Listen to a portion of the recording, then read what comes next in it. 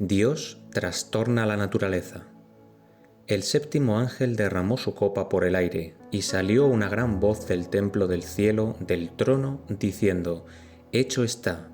Entonces hubo relámpagos y voces y truenos, y un gran temblor de tierra, un terremoto tan grande cual no lo hubo jamás desde que los hombres han estado sobre la tierra. Apocalipsis capítulo 16, versículos 17 y 18. Necesitamos estudiar el derramamiento de la séptima plaga. Las potencias del mal no abandonarán el conflicto sin lucha. En medio de los cielos conmovidos hay un claro de gloria indescriptible, de donde baja la voz de Dios semejante al ruido de muchas aguas, diciendo: Hecho es. Esa misma voz sacude los cielos y la tierra. Síguese un gran terremoto, cual no fue jamás desde que los hombres han estado sobre la tierra. El firmamento parece abrirse y cerrarse. La gloria del trono de Dios parece cruzar la atmósfera. Los montes son movidos como una caña al soplo del viento, y las rocas quebrantadas se esparcen por todos lados. Se oye un estruendo como de cercana tempestad. El mar es azotado con furor.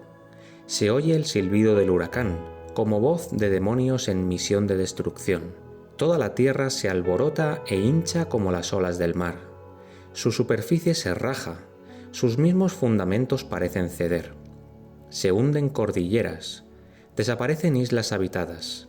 Los puertos marítimos que se volvieron como Sodoma por su corrupción son tragados por las enfurecidas olas. La grande Babilonia vino en memoria delante de Dios, para darle el cáliz del vino del furor de su ira. Pedrisco grande, cada piedra, como del peso de un talento, hace su obra de destrucción. Las más soberbias ciudades de la tierra son arrasadas. Los palacios suntuosos en que los magnates han malgastado sus riquezas en provecho de su gloria personal caen en ruinas ante su vista. Los muros de las cárceles se parten de arriba abajo, y son libertados los hijos de Dios que habían sido apresados por su fe.